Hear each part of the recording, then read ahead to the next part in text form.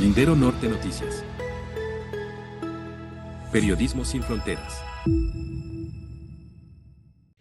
Vaya fin de semana violento en Baja California. Localizan dos cadáveres en plena carretera del Valle de Guadalupe. Encuentran una fosa clandestina en Ensenada.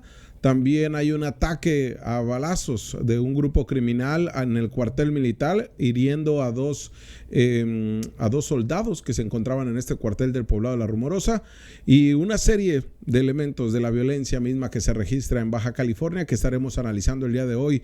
También el aspecto político y del recurso público, porque quieren agandallarse los magistrados y la magistrada del Tribunal de Justicia Electoral de la entidad. Les voy a explicar por qué y cómo es que se dio todo esto, al igual los cambios de mandos en la Fuerza Estatal, en la Secretaría de Seguridad Ciudadana. Fue presentado el día de hoy un diagnóstico interesante por parte del secretario. Y vaya que tenemos temas el día de hoy para analizar, y lo estaremos haciendo en un segmento con Antonio Eras, porque también ya se registraron los primeros cambios en el gabinete de Marina del Pilar. Ya iniciamos.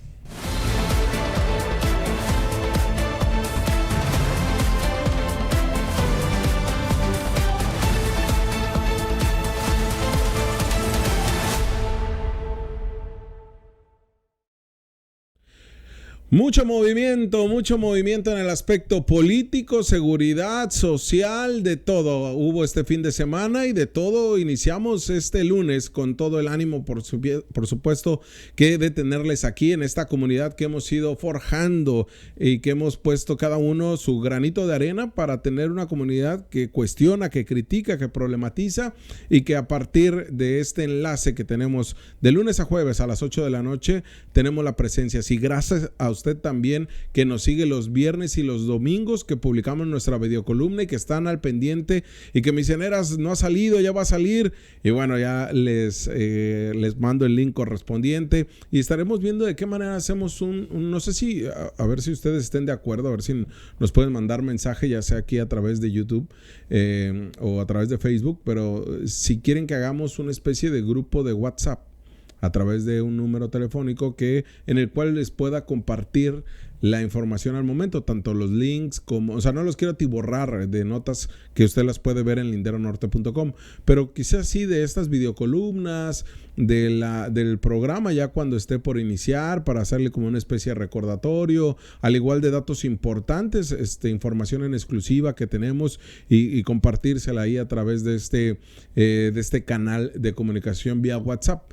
Usted me dice, lo estaremos como encuesta de este inicio de semana, si usted quiere o estaría en la oportunidad de tener vía de comunicación vía WhatsApp. No tanto de que usted me pueda compartir algún tipo de información, porque eso ya lo puede hacer a través de nuestras redes sociales. Algún dato que quiera, alguna denuncia ciudadana también nos la puede hacer a través de nuestras redes.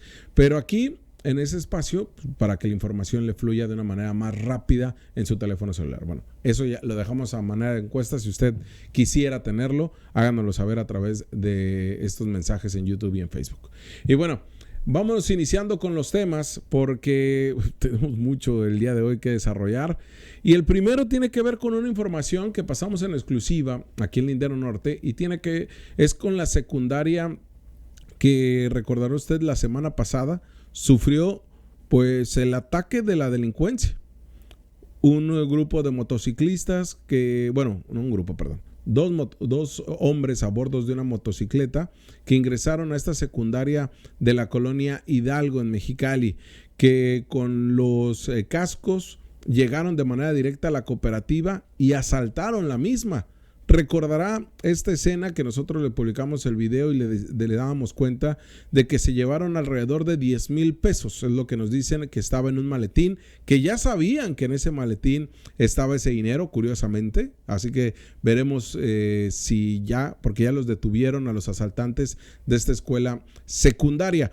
Pero ¿qué le parece si revivimos este momento que fue videograbado por la cámara de vigilancia de la tienda cooperativa? Todo fue antes de iniciar la jornada escolar. Fue alrededor de las 6:30 de la mañana, cuando se preparaban con todos estos platillos de la comida saludable que ahora ya se da en las cooperativas, y cuando alistaban toda la comida, les llegaron estos hombres pues se pensaba que encapuchados, la realidad es que tenían el casco y con arma de fuego les quitaron el dinero que traían en sus pertenencias, el dinero que tenían el cambio ahí en la cooperativa y también un maletín con 10,000 pesos. ¿Qué le parece si revivimos lo que se vivió, momentos de terror en esta escuela de la Colonia Hidalgo en Mexicali?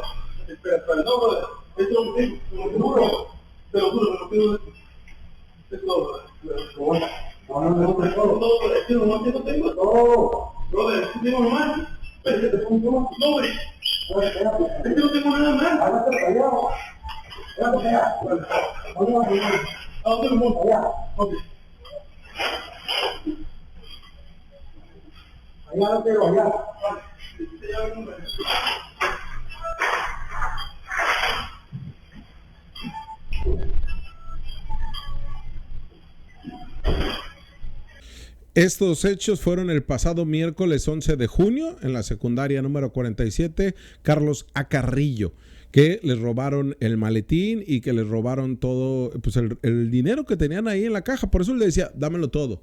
Ella sabía que había un maletín con dinero, dámelo todo, dámelo todo. Y al final sí les robaron pues el dinero. Fue una labor que hace la fiscalía en donde ubica por fin, vaya, con las cámaras del C5I, ya ven cómo no es tan difícil, pues ubican al motociclista, la manera en que sale del lugar y el recorrido en el cual utilizó pues con el dinero en el maletín y también terminó abandonando esta motocicleta. Bueno, pues ya fueron detenidos. Veamos lo que dijo el día de hoy la fiscal Marilena Andrade sobre este caso.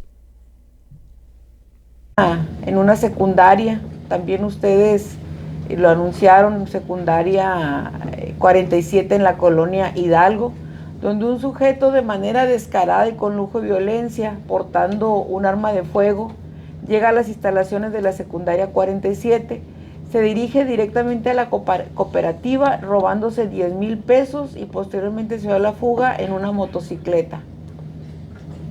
Ahí en ese maletín, regrésate, en el maletín del círculo lleva el dinero. Y como ustedes ven, pues violentamente amenaza a la persona que estaba encargado de la cooperativa con el arma de fuego.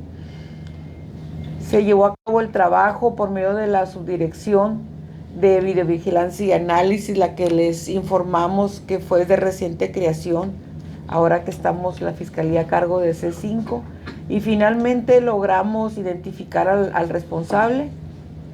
Siguiente.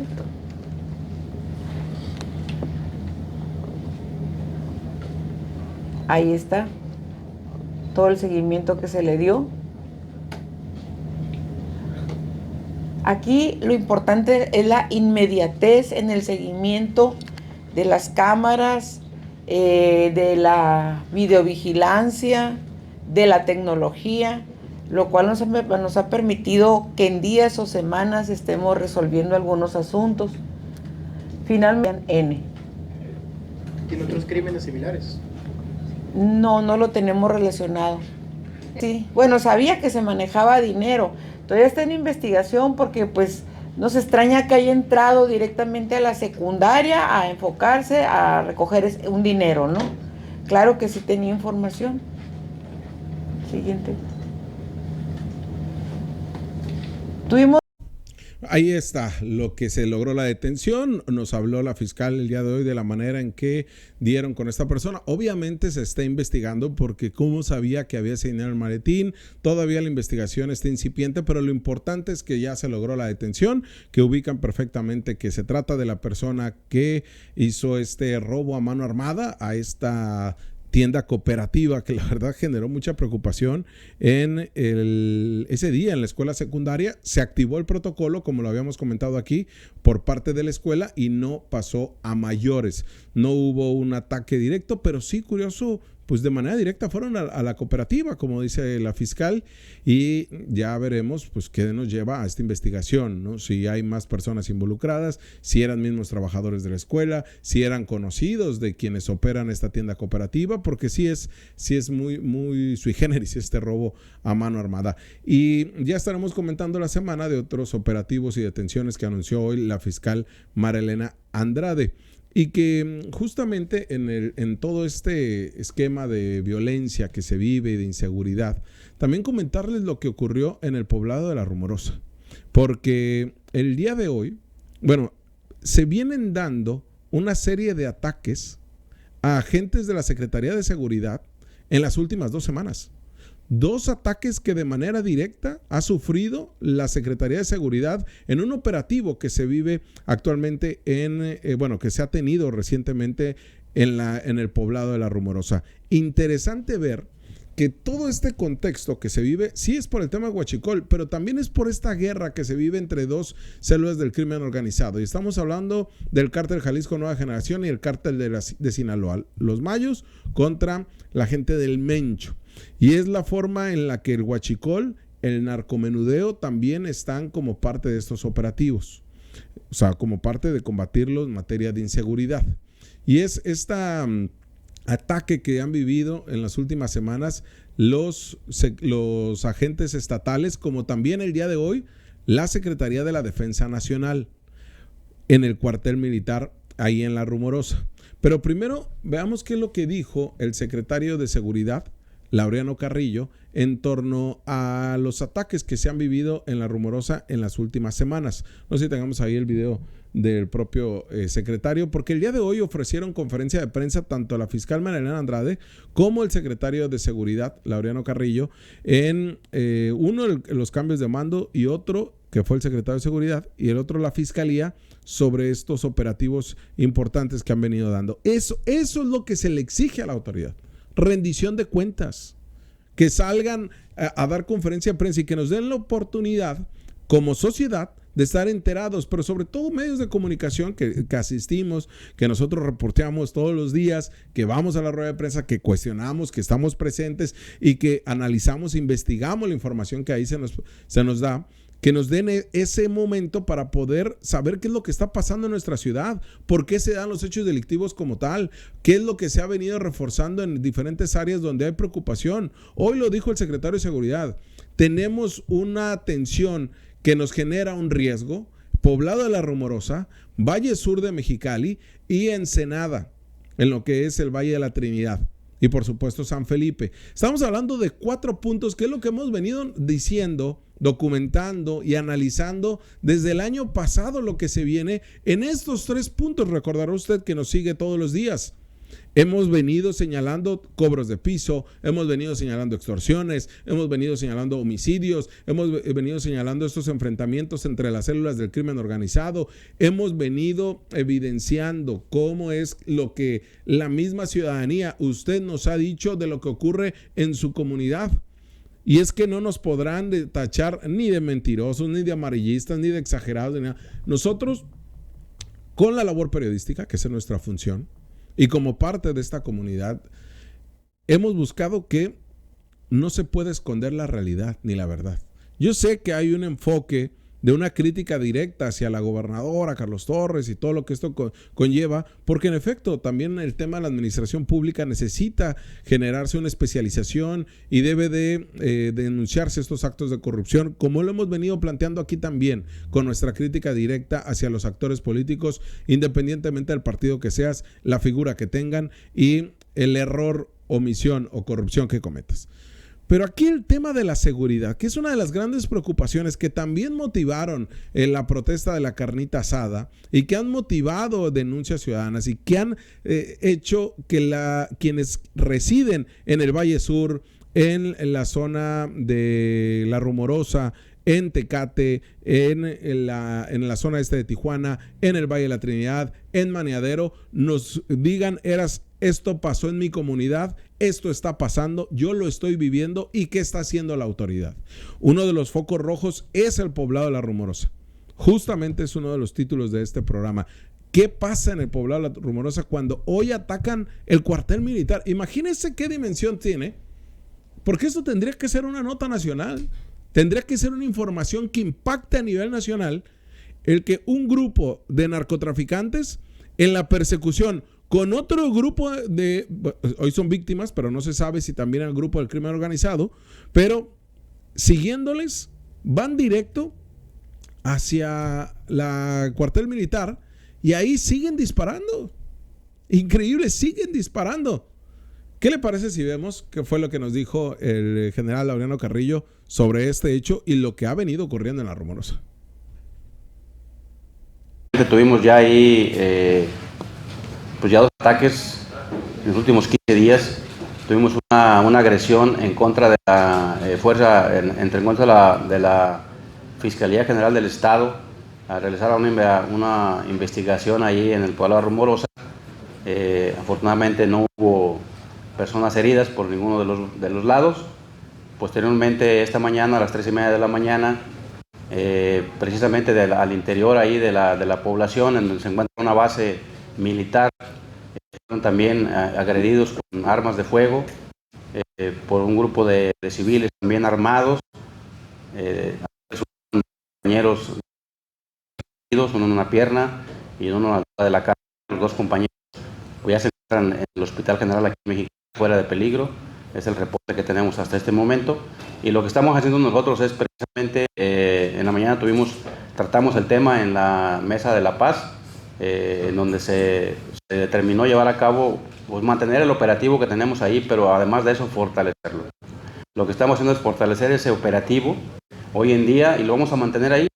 Lo vamos a mantener el tiempo que sea necesario, porque la instrucción que hemos dado nosotros es estar ahí hasta que se logre la detención de estas personas agresoras y los llevemos ante la justicia. Esa es la misión que hemos dado a nuestros mandos operativos y bueno, pues esa es la tarea que tenemos y vamos a seguir ahí en La Rumorosa trabajando hasta que pues sea necesario. No nos vamos a salir de allí, todo lo contrario, vamos a incrementar la presencia hasta que logremos detener a estas personas responsables de estas agresiones.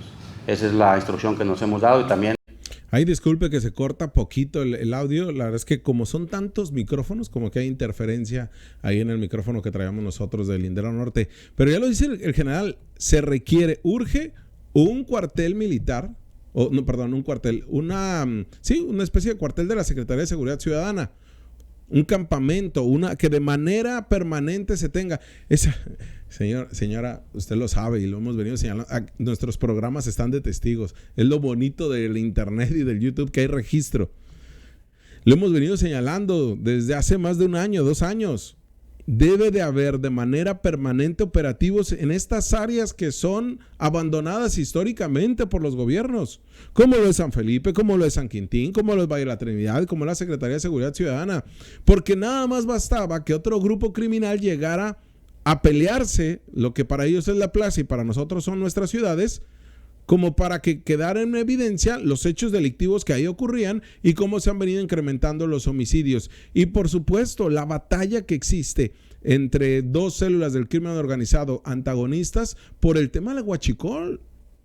Pero es que es algo que se le dijo a Tizoc Aguilar Durán y tiró de locos a los medios de comunicación y él traía su estrategia toda rara. Lo mismo se le dijo al general Briceño. También se le explicó por parte de la comunidad de Tecate, que se le explicó por parte de medios de comunicación. Hubo un ataque hacia personas, a turistas que acudieron ahí para lo que presumía en su momento el alcalde de Tecate, Darío Benítez, como un lugar preferido para ver las estrellas o para ver ovnis.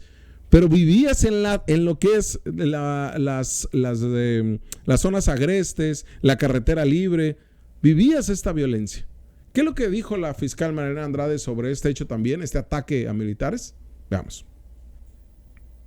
El tema del Parra efectivamente fue detenido por autoridades federales. Bueno, ese es el del Parra, que ahorita lo vamos a comentar justamente con Antonio Eras, pero la fiscal Mariana Andrade daba cuenta de esto, cómo es que militares habían resultado heridos, uno en la cadera, otro también resultó herido, pero de menor gravedad. Ambos ya están totalmente fuera de peligro.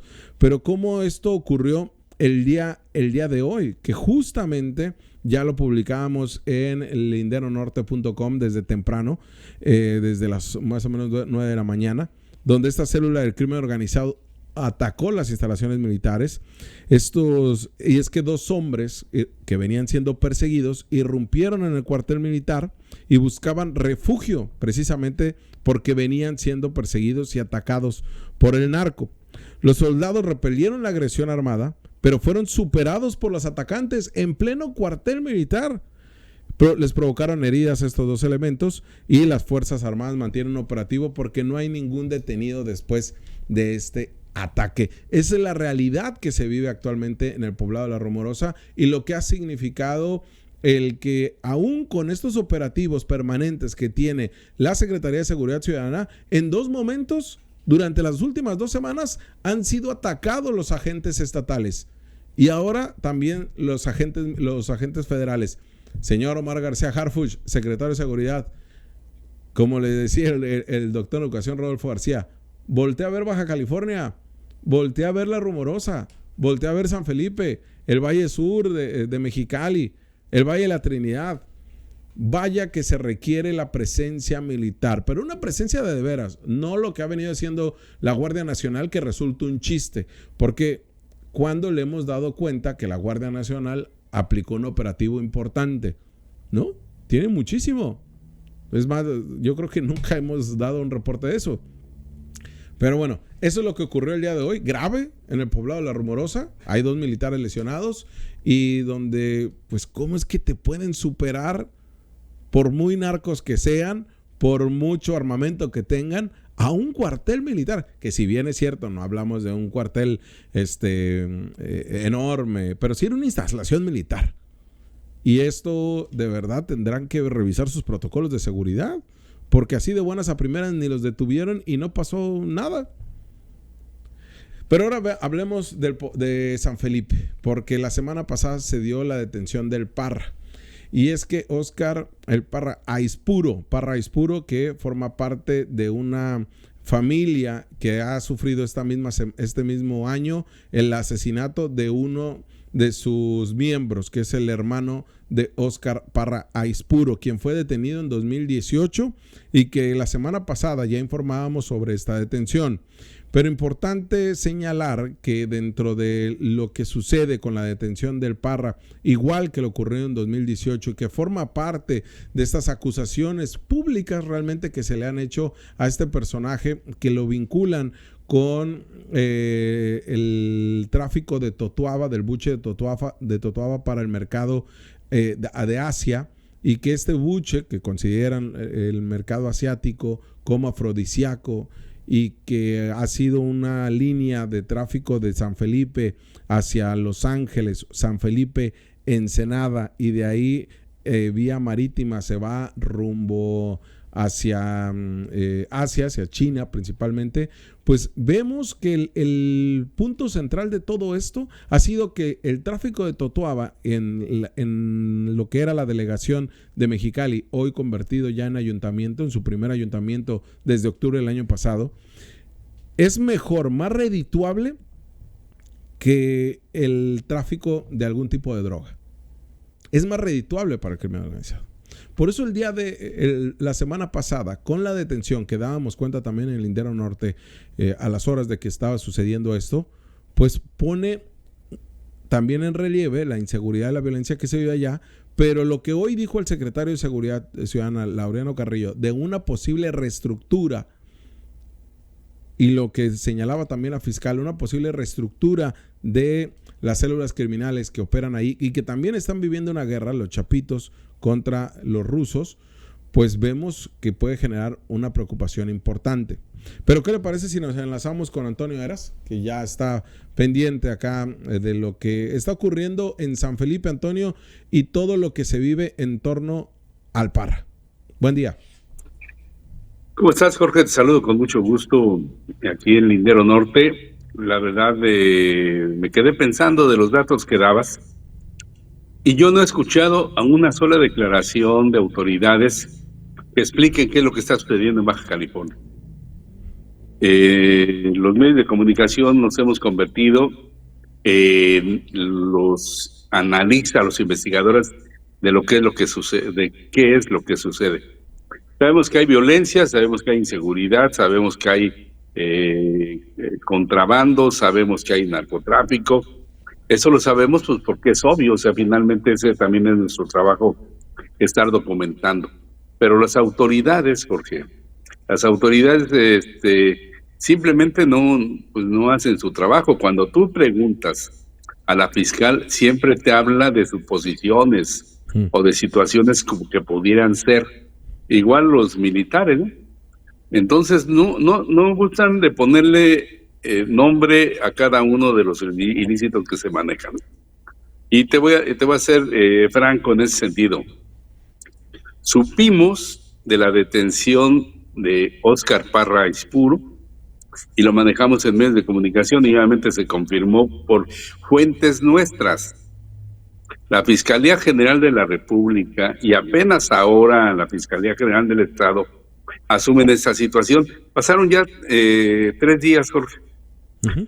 Y de estos 72 horas de término legal, ahorita lo que sí podemos confirmar en Lindero Norte es que se duplicó a 144 horas. ¿Por qué? Todavía no sabemos bien a bien cuáles son los cargos que podrían enfrentar Óscar Parra y su escolta. Sabemos que su escolta estaba armado y se presume que podría haber otros delitos de biodiversidad y también de que estén tratando de revivir el asesinato del militar en 2018. Pero son suposiciones, Jorge. O sea, que existe el tráfico de Totoaba, sí, es un hecho. Que persiste el narcotráfico en la zona sur de la entidad, tanto el Mar de Cortés como en el Océano Pacífico, también lo es. Que en Mexicali están librando una guerra entre 2 cárteles o 2 facciones de un cártel, también es cierto. Que en Tijuana operan más de 11 organizaciones criminales que tienen que ver con la delincuencia organizada, también lo es. Entonces, aquí lo que yo me pregunto y te pregunto, o pensando en voz alta, es, ¿y las autoridades, Jorge? ¿Qué es lo que está pasando? ¿Por qué no nos dicen que hay una detención, que por qué se presume que se realizó?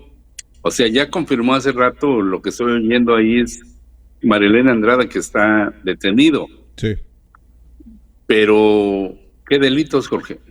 O sea, si fue la Fiscalía General de la República, son delitos federales, sin duda. Que puede ser portación de armas de fuego, que no la traía él, de acuerdo a los videos, y que puede ser biodiversidad.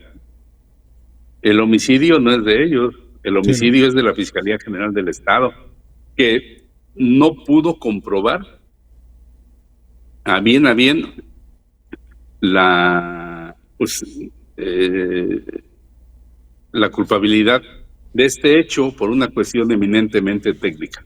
Y entonces uno se pregunta, ¿qué es lo que está pasando? O sea, ¿a qué estamos o a qué están jugando las autoridades? ¿A hacer qué hacen? Pues ahí están, ¿no? Se dice que se han reducido los crímenes de alto impacto, también lo es. Pero, por ejemplo, yo pongo en relieve algo que tiene que ver un poco con Baja California, pero se habla de una alianza entre Chapitos y el Cártel Jalisco Nueva Generación. Uh-huh. Pero el día de ayer fue asesinado Gambino, un agente cercano de Rubén Rocha, que con cuño de Iván Guzmán, y que finalmente hablaba de una supuesta tregua o una alianza entre Chapitos y el Cártel Jalisco, pero pues simplemente ayer lo ultimaron. ¿Qué es lo que está pasando, según veo? Es de que no tenemos datos confiables, datos oficiales de toda esta guerra o de esta lucha, esta confrontación que tenemos en territorio bajacaliforniano. Y lo dices bien, Jorge, pero son a partir del trabajo periodístico que se realiza. Claro. ¿Por qué no le entra la fiscalía? ¿Por qué no le entran las policías municipales o la policía estatal? Pues simplemente pues porque no hay interés más que en discurso. Antonio, ¿te parece si escuchamos a la fiscal, justamente María Elena Andrade, porque se le cuestionó, ya lo decías, la Fiscalía General de la República es la que pues tiene la investigación, fue la Sedena quien hace el operativo, curiosamente no son marinos, quienes son los que realmente tienen pues el control, la operatividad de tanto por tierra como por mar. Hablamos que el director de la Policía Municipal de San Felipe pues es un marino, antes era también un marino, pero quien hace es la Sedena y que al final se apoyó de la Policía Municipal y de la Estatal, pero meramente en un acto de tránsito y de traslado para pues una protección a los propios elementos de la Secretaría de la Defensa Nacional. Pero ¿y qué pasa con pues todos los delitos que ocurren en San Felipe?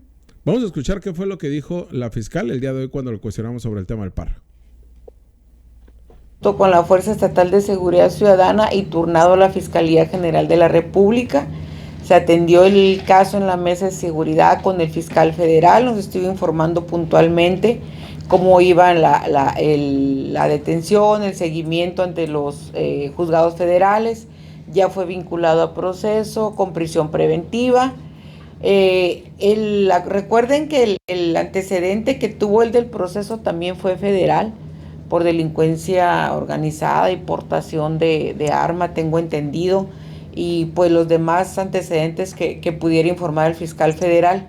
En el estado no tenemos aún nada, no quiere decir que después de los acontecimientos que han pasado, donde ha habido eventos delictivos en San Felipe, se le pudiera fincar algo en relación a algún tema del estado.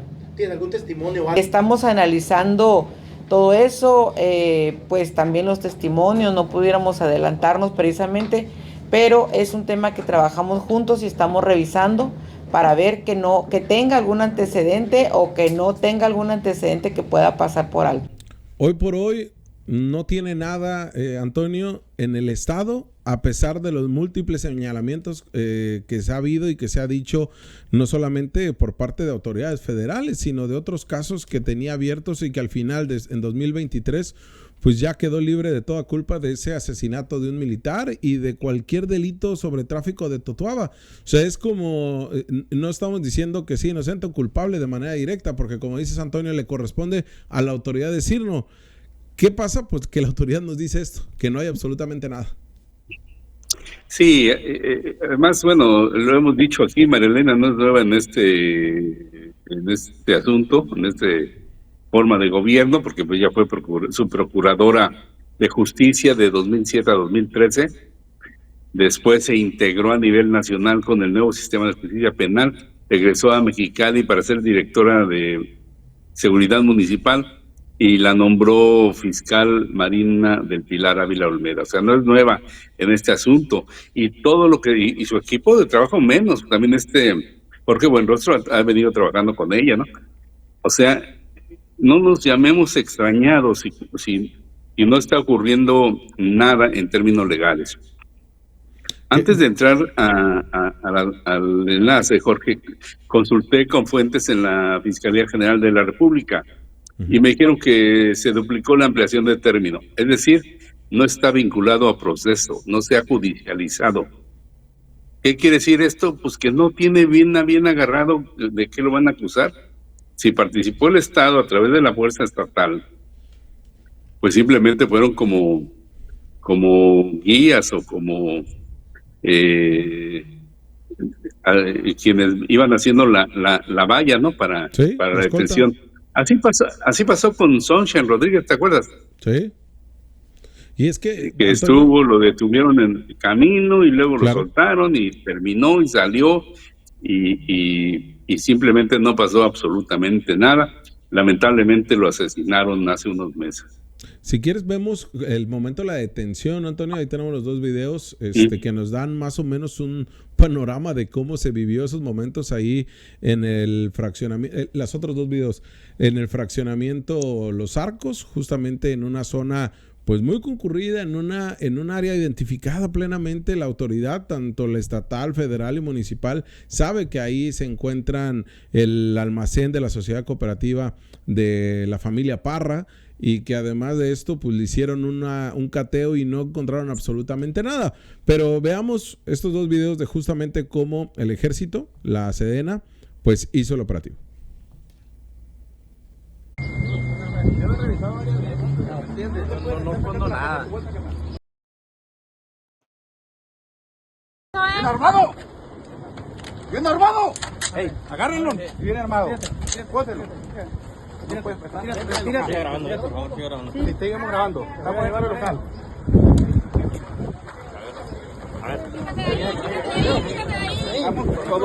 Retírate, por favor. Quítate de ahí.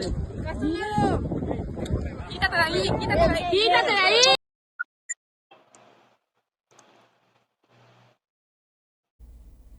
Pues bueno, ahí está, Antonio. Veíamos el mismo Parra diciéndoles: yo no escondo nada, yo aquí estoy. Lo detienen por un tema de tránsito, bueno, de la violación del bando de policía y buen gobierno, que es estacionarte en una forma indebida. Es un tema meramente administrativo, pero pues al final, al encontrarle este arma de fuego fajada que tenía el escolta, terminan por llevárselos a la delegación de la Fiscalía General de la República. Ya nos comentas ahorita en exclusiva, Antonio, que pues tuvieron que ampliar el término, no tienen los elementos correspondientes para poder pues continuar con un proceso judicial, lo están extendiendo, y pues imagínate que sea solamente el arma que tenga la Fiscalía General de la República en contra del Parra Ispuro.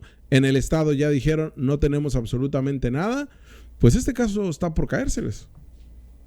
Sí, además los videos que por fortuna transmitimos en Lindero Norte, ves a un Parra que dice: yo no tengo nada, y él trae papeles. Y cuando los militares detienen a su escolta, ahí se dan cuenta que trae fajada un arma de fuego, y es como lo detienen. A partir de ahí, Jorge, no sabemos, bueno, al inicio incluso se llegó a manejar que habían sido intervenidos, no detenidos, y después ya se confirmó que estaban en la subdelegación de la Fiscalía General en Mexicali, pero no ha habido una voz que nos diga hasta ahora, que dice Marilena Andrade que están detenidos, pero no nos dicen de los delitos. ¿Por qué están detenidos? Pasan 2 días más, el miércoles veremos si son judicializados o son liberados, Jorge.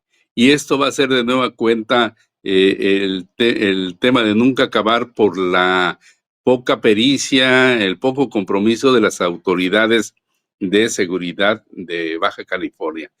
Creo, ya para terminar, en mi caso, Jorge, si así lo consideras, los bajacalifornianos merecemos que nos den una explicación de qué es lo que está ocurriendo en los municipios que habitamos. Todos vivimos en Mexicali, pero también es que la violencia está y es bien diferente en cada uno de los 7 municipios. Hablabas hace rato sobre cómo la zona sur es por donde entran todo el tipo de sustancias, personas y todo en la zona sur, porque y terminan cruzando por Mexicali, por Tijuana, por Tecate. Ese es el gran pecado de Baja California, de tener una ubicación geográfica con el estado de mayor consumo, no solamente de droga, sino de los ilícitos que provienen o les llegan de la Ciudad de México. Justamente, perdón, Antonio, mañana, de Baja California. Mañana vamos a analizar el tema de un convenio que hoy anunció el secretario de Seguridad, que dio conferencia de prensa, y se me hizo muy interesante varios temas que dio, y sobre todo lo que decías, las autoridades nos tienen que estar informando. No nos informaban apenas si salían en la mañanera de la gobernadora Marina del Pilar, pero ellos tendrían que informarnos de manera distinta. O sea, ellos tienen sus espacios que tendrían que ser aprovechados por ellos, más la Fiscalía, que es un órgano autónomo, pero la Secretaría de Seguridad Pública Ciudadana también. Y hoy nos hablaba de un convenio que van a firmar y que ya prácticamente está hecho con el estado de Sonora y con Baja California Sur. uno de los grandes problemas que han tenido las autoridades en materia jurídica y operativa es que, por ejemplo, en el 57 o en la zona de Miguel Alemán, en estas brechas que se tienen, que se hablan de 7 grandes brechas en la zona este del Valle de Mexicali, pues los asaltantes, los delincuentes, los narcos pasan de un estado a otro delinquiendo. Y además la semana pasada lo veíamos con un reporte, Antonio, de un ataque que incluso sufrieron elementos de la fuerza estatal y que los delincuentes, los narcos, terminan por cruzarse a Sonora y ya se les perdió de vista a las autoridades. Están por firmar un convenio que les va a permitir, nos decía general Laureano Carrillo, 40 kilómetros más allá del territorio, tanto a autoridades de Baja California como a las de misma Sonora o de Baja California Sur hacia nuestra entidad. Pero esto nos habla, Antonio, no sé cómo lo veas tú, de 3 años perdidos que ha tenido la administración de Marina del Pilar en la política de seguridad, porque apenas ahorita estamos viendo cambios que en 3 años y medio, ya 4, vamos para 4, no habíamos visto porque se estaban haciendo otras cosas. Sí, hay que recordar que la Secretaría de Seguridad se desapareció durante 2 años. Pero además, Jorge, hay historias de éxito, ¿eh? Y mira, en Coahuila y Tamaulipas, en la zona sur-sureste de estos 2 estados, pasaba exactamente lo mismo. Uh-huh. En esa época Saltillo era la ciudad más violenta del país, estoy hablando hace una década, y lograron hacer un operativo donde participan sí los estatales, pero sobre todo los federales. Manolo Jiménez era ahora gobernador de Coahuila, era el presidente municipal de Saltillo, y se pudo hacer, Jorge. Y es algo muy similar a lo que ocurre en Baja California y Sonora. Y esos 40 kilómetros que hablas, donde pudieran participar estatales y municipales, ¿sería suficiente, Jorge, con que participaran los marinos, la Guardia Nacional y los soldados? En discurso están en todos lados en Baja California, claro, pero no los vemos actuando, ¿no? Bueno, hoy los vimos siendo víctimas de violencia del crimen organizado. Pero sí, de regreso, creo que es importante que nos expliquen qué es lo que está pasando. Y no queremos saber como periodistas, al menos en mi caso, qué estrategia están utilizando en cada uno de los lugares. No, pero sí necesitamos resultados y necesitamos saber qué es lo que dicen. Por cuestiones, comenta de repente la fiscal, por cuestiones de seguridad o de investigación, no decimos, pues no, pero te la pasa sin decir nada, pues. Claro. Es el gran problema que tiene. Y bueno, lamentablemente para nosotros es un ente autónomo y que no rinde cuentas a nadie. Sí. Pues muchas gracias, Antonio. Estamos pendientes de tu análisis que nos das en las editoriales y de igual manera, pues en esto que compartimos sobre varios temas. Y este tema era importante. ¿Qué está pasando en San Felipe? No hay respuesta de la autoridad de qué es lo que realmente está sucediendo. Solamente nos dicen lo básico, ¿no, Antonio? Se están peleando 2 grupos antagónicos del narco. Sí, eso es lo único que nos dicen. No nos dicen más. No nos dicen qué está pasando, por ejemplo, en Tijuana. Uh-huh. O por qué los enfrentamientos se están yendo a la Rumorosa. No nos dicen las rutas del tráfico de personas, del tráfico de Totoaba, del tráfico de drogas que se hace por la Rumorosa. Ni tampoco nos dicen del contrabando que se hace por la aduana de Tecate para México, ¿no? De eso sí. No nos dicen, Jorge. Sí. Y pues bueno, ahí estaremos pendientes. Gracias, Antonio. Gracias, nos vemos. Ahí tienen ustedes Antonio Eras, quien es el director de este proyecto periodístico del Lindero Norte y que, bueno, termina con la experiencia que tiene, con la información que tiene también. Ya ahorita nos daba cuenta de que la Fiscalía General de la República tuvo que extender este término para la investigación. Bueno, pidió ante el juez extender este término, con lo cual, pues todavía no, bueno, no ante el juez, perdón, porque todavía no se judicializa el caso. O sea, todavía está en un escenario bastante complicado. Nada más para cerrar con el tema de la Rumorosa, lo que dijo el secretario de Seguridad Ciudadana, también Laureano Carrillo, y en torno a San Felipe, los puntos de interés que se tienen en materia de seguridad, en operatividad. Veamos. Inclusive agresiones también a personal de otras instituciones. Y hoy en día, pues también Hemos tenido agresiones tanto a la Fiscalía General del Estado como a la propia agentes o elementos de la Secretaría de la Defensa Nacional. Esta madrugada también tuvimos por ahí una agresión. Así que es muy importante tener un destacamento de la Policía Estatal permanente en La Rumorosa, pero también en Valle de Guadalupe, en San Quintín y en San Felipe. Esas son las 4 áreas que tenemos ahí ya previstas. No lo vamos a lograr en este año, pero sí lo tenemos ya dentro de la estrategia y esperamos que al finalizar esta administración, pues ya se cuente con presencia en todo el estado de Baja California. Eso es una de las grandes estrategias que tenemos previstas.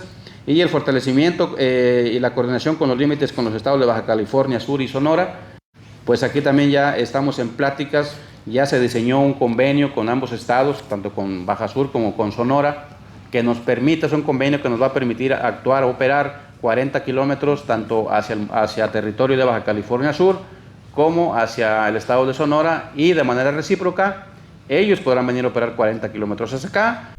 Mañana vamos a hablar sobre este tema en particular, sobre este convenio que se está firmando y lo interesante que resulta. Pero bueno, déjeme comentarle algo que sucedió también hoy por la tarde, porque hubo una persecución en la frontera en la ciudad de Tijuana. Pero no solamente, y esto lo pongo también con total jiribilla, porque no crea que todo lo malo ocurre de este lado.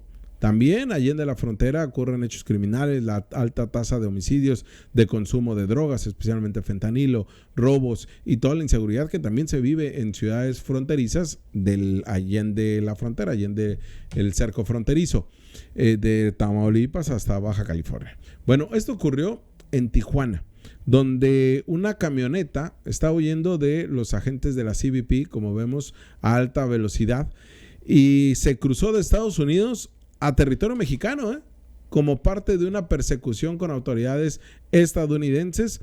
El vehículo cruzó por la garita de la Mesa de Otay en Tijuana, por lo que las patrullas fronterizas quedaron en el límite internacional, tal como lo estamos observando en el video.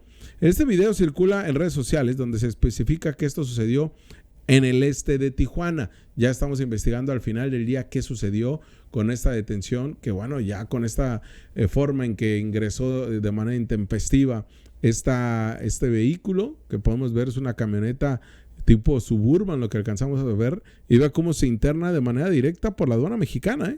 Entonces ya lo que son los agentes de la CBP se quedaron ahí, al igual que las patrullas de la propia de highway, y terminó siendo pues una detención que al final fue fallida por parte de autoridades de Estados Unidos.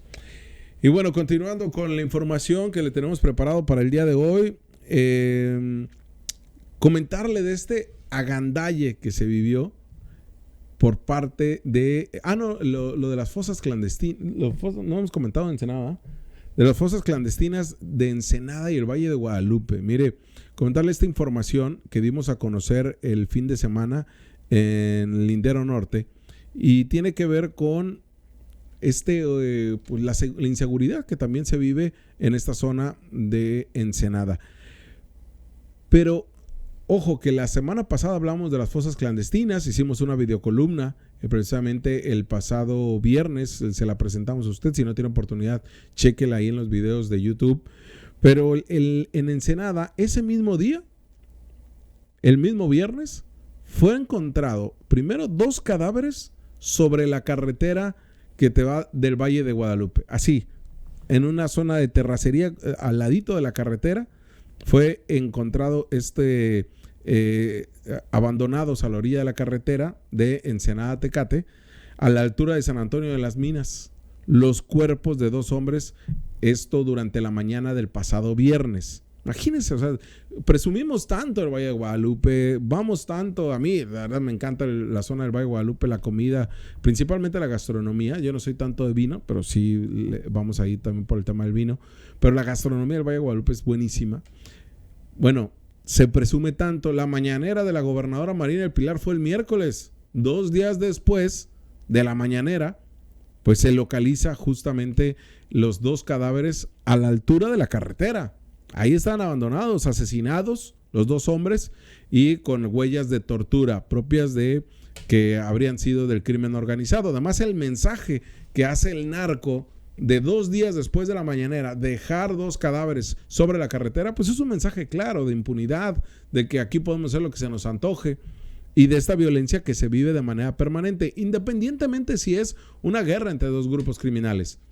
Ese mensaje que te da, o la percepción de inseguridad, imagínese usted transitar por la carretera del Valle de Guadalupe y justamente en el paso te das cuenta que hay 2 cadáveres. Obviamente hay una percepción de inseguridad. Y esto es lo que decimos nosotros, más allá del turismo, que el turismo va a venir a Baja California, independientemente de esta violencia que estamos viviendo. A mí lo que me importa más allá del turismo es quienes vivimos en el territorio, quienes todos los días pasan por esa carretera para trabajar, para estudiar o para realizar algún tipo de actividad recreativa. Entonces, quienes la vivimos todos los días, pues el turista puede verlo y sí, sin presión y la foto y México inseguro y se va a su tierra de origen. Pero nosotros que nos quedamos a vivir aquí, pues te quedas con esa percepción de inseguridad. De igual manera, ese mismo día en Ensenada fue encontrado el cuerpo de un hombre, el cadáver, en una fosa clandestina. Esto a la altura del poblado El Salitral, a 13 kilómetros del puerto de Ensenada, que fue descubierto en un operativo del colectivo de búsqueda por mar y tierra y la Comisión Estatal de Búsqueda de Personas. Una fosa clandestina más que se ubica en Ensenada, en la zona del Salitral. Y bueno, imagínense, 3 cadáveres encontrados en Ensenada, 2 sobre la carretera, de la carretera Ensenada-Tecate, y 1 en la zona del Salitral, pero en una fosa clandestina. Entonces, le hablábamos, recordará usted, de 415 fosas clandestinas de 2009 a marzo del 2025. Pues auméntele otra más, ¿eh? Y ya con las que se han descubierto tan solo de marzo a la fecha, ya tendrían que ver, porque fueron 5 fosas clandestinas que se encontraron en el poblado de La Rumorosa en el mes de mayo. Entonces ya estamos hablando que ya tendrían que ser más de 420 fosas clandestinas si lo actualizamos a este mes. Y todavía contando lo que ocurrió en Ensenada. Y bueno, cambiando totalmente de tema, le hablábamos del agandalle.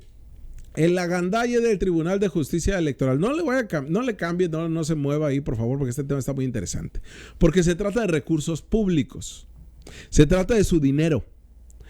Resulta que, de acuerdo a información que también en exclusiva publicábamos en Lindero Norte el pasado sábado con los documentos publicados en el periódico oficial de Baja California, en donde, hay que decirlo como tal, lo que no se publicó en su totalidad de este documento, aún así lo obtuvimos. Y esto que está firmado por los magistrados electorales locales, cuyo presidente en ese momento, Jaime Vargas, aprobaron aprobaron el acuerdo colectivo de las condiciones de trabajo.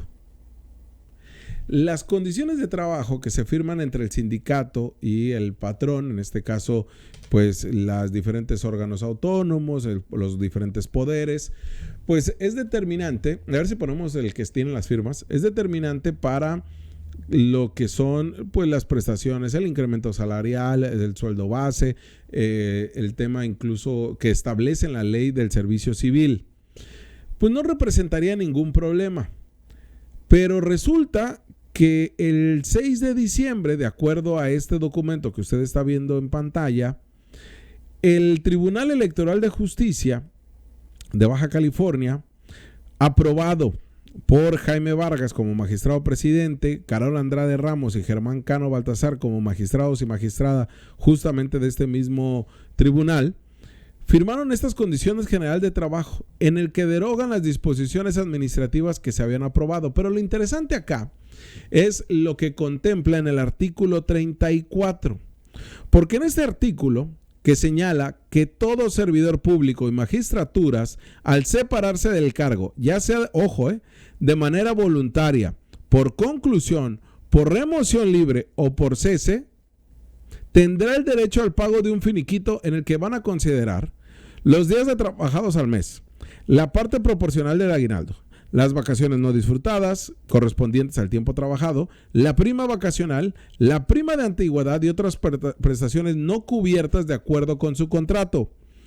Pero ojo acá, de acuerdo a las condiciones de trabajo del reglamento interno del tribunal, señalan que también tendrán las magistraturas, es decir, estos 3 magistrados, tendrán el derecho de recibir el pago en una sola exhibición de una indemnización económica garantizada, que consiste en la retribución equivalente a 12 meses de sueldo y además de 20 días de sueldo por cada año que hayan ejercido su función, tomando como base ambos cálculos la última remuneración mensual integral, bruto, anualizada y dividida entre 12.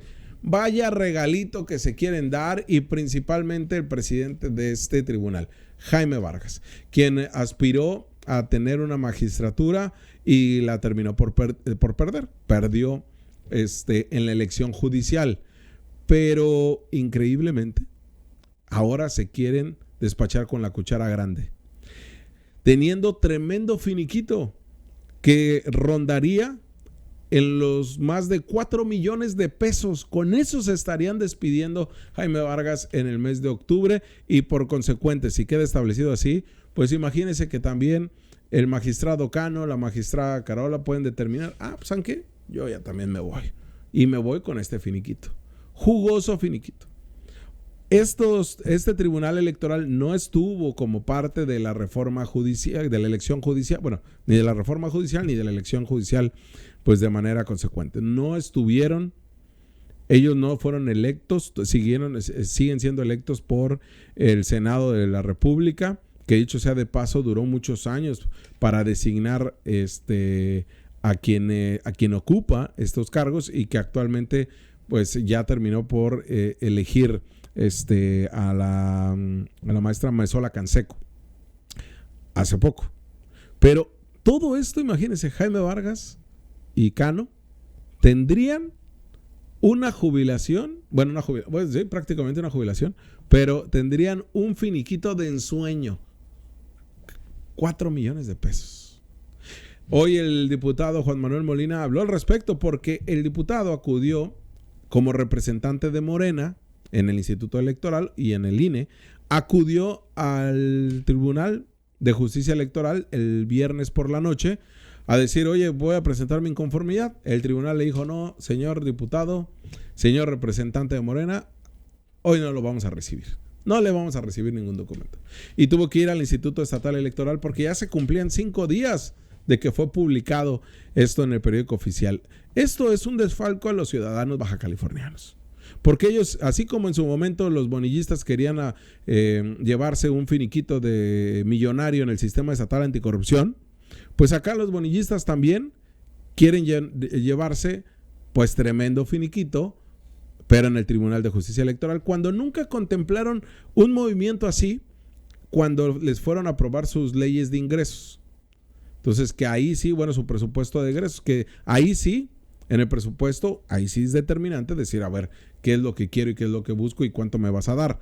Ahí pudieron señalarlo. Bueno, en este recurso ejercido para este año, no tienen contemplado esos 5 millones. ¿De dónde lo van a sacar? De los famosos ahorros presupuestales. Por eso le digo, es interesante porque es su dinero, es nuestro dinero, y nos están agandallando. Vamos a escuchar qué fue lo que dijo el diputado Juan Manuel Molina, justamente el día de hoy. Pues después de este agandalle, tomaron por sorpresa al Poder Ejecutivo, que al final del día lo tuvo que publicar, y el Congreso no valida este tipo de decisiones porque se trata pues de un órgano autónomo. Veamos. Lo que establece la ley electoral del Estado para impugnar actos de autoridades del Estado en materia electoral. Curiosamente, el acto que fuimos a impugnar ante el propio tribunal era un acto de ellos como individuos, como personas titulares y nos comunicamos, lo usual, en la tarde para presentar la impugnación. Es una práctica muy normal en el litigio de cualquier especie que puedas presentar una impugnación en el último día y tienes hasta las 12 de la noche para hacerlo.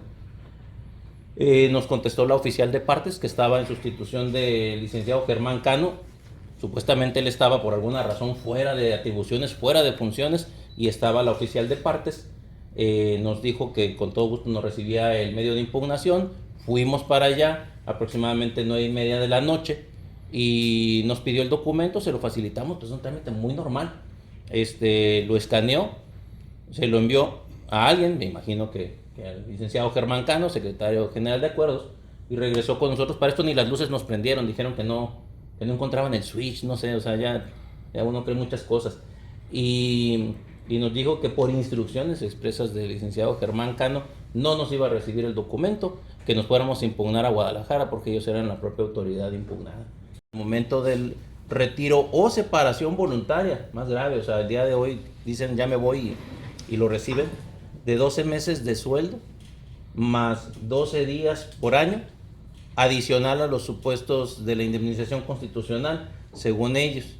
Entonces, hay una magistratura que se retira este año, Jaime Vargas, y haciendo una cuenta, pues estaría rozando los 4 millones y medio de pesos por simplemente retirarse de un cargo del que él sabe desde hace mucho tiempo que termina en octubre.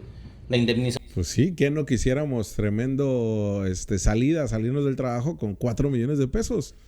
Pero acá el problema es que es dinero nuestro, ¿no? Y ya para despedirnos, nada más comentarles sobre este relevo que se dio. Ya lo publicamos en exclusiva tempranito en Lindero Norte sobre la salida, primero, bueno, los relevos prácticamente que se dan, porque de la Secretaría de Educación, quien la ocupara durante más de un año, después de que Gerardo Solís estuvo al frente de la Secretaría de Educación y que fue llevado hacia Cobach, y entró quien estaba en la Auditoría Superior del Estado, Luis Gallego, quien ya el día de hoy pues se da a conocer, y lo vamos a conocer primero acá en Lindero Norte, que va hacia Iztecali, ¿sí? Hacia la dirección de Iztecali. Luis Gallego de la Secretaría de Educación, un tema meramente administrativo el que fue a ver Luis Gallego, empapándose del tema de la política educativa y de todo lo que conlleva, pero realmente el trabajo era como meterle orden a las finanzas desastrosas que habían dejado tanto Catalino Zavala como López Báez, que también estuvo en Cobach, y todos los tropiezos que ha tenido la Secretaría de Educación de personas que ni de educación saben y que tampoco de administración pública saben y ni de nada, ¿no? Entonces, lo desastroso que fue y cómo todo el mundo mete mano en la Secretaría de Educación. Los netsistas, Marco Moreno, Alfredo Álvarez, el oficial mayor, todo el mundo mete mano en la Secretaría de Educación. Bueno, eso es una agencia de colocación, realmente. Y es lo peor, que es en detrimento de los Baja California. Quien le llegó a meter orden en lo administrativo y operativo mismo fue el propio Luis Gallego. Yo sé que está la falta del pago de finiquitos, de jubilaciones de los maestros interinos, pero esto corresponde tanto a la Secretaría de Hacienda, Oficialía Mayor, y por supuesto a la Secretaría de Educación, pero esas son las asignaturas pendientes que se tienen de manera histórica y que también acá Luis Gallego le tuvo que entrar al quite. Pero bueno, él pasa a la Dirección General de Iztecali.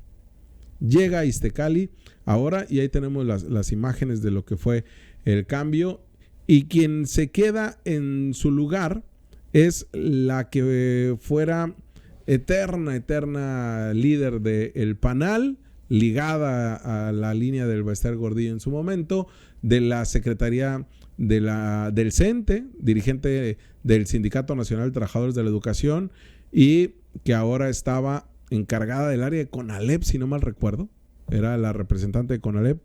Y bueno, Irma Martínez va a ser la secretaria de Educación. Fungió como delegada de Educación en Tijuana, fue senadora de la República por Nueva Alianza, estudió maestría en Educación por la Universidad de Estudios Pedagógicos de Baja California y exdirigente de la sección 2 del CENTE. Irma Manríquez fue designada como secretaria de Educación, y Luis Gallego ocupa ya la Dirección General de Iztecali y sustituye a Dagoberto Valdés, que ya lo vemos bien sonriente, nunca había sonreído tanto. Yo creo que decir la bronca que me quitaron de encima, pero ahora el organismo de seguridad social de burócratas y magisterio, que se encuentra en una situación financiera crítica por el incumplimiento de pagos de cuotas sindicales y aportaciones patronales del gobierno estatal, ayuntamientos y empresas estatales, estará al frente Luis Gallego. Estos cambios, pues sabemos, se dan en el contexto de fortalecer la administración de recursos, pero principalmente en la integración del Gabinete de la Paridad, que incluye el nombramiento de mujeres en el gobierno estatal. También la gobernadora, hay que decirlo, en 6 meses tiene que hacer los cambios correspondientes la propia gobernadora, y Dagoberto Valdés ahora se va a COEPRIS, justamente donde estaba Rosario Evaristo Palafox, que sí se queda sin chamba. Dagoberto se lanza a COEPRIS, y la encargada de CONALEP también ya va a asumir su cargo Eunice Cohen Vallejo, la encargada de despacho de CONALEP, en donde se encontraba Irma Manríquez. Los primeros cambios del gabinete de Marina, se habla Secretaría de Hacienda, Secretaría del Bienestar, Secretaría General de Gobierno, mucho se habla. Ya veremos qué nos deparan los cambios de gabinete por temas de paridad en el gobierno del estado. Nos despedimos, gracias por estar con nosotros. Usted está informado, pero tiene la última palabra. Nos vemos el día de mañana.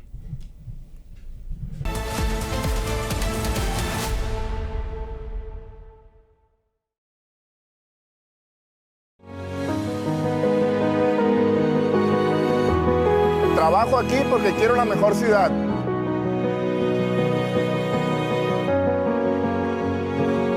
Porque mis hijos y tus hijos también son Mexicali. Gobierno de Mexicali, uniendo esfuerzos.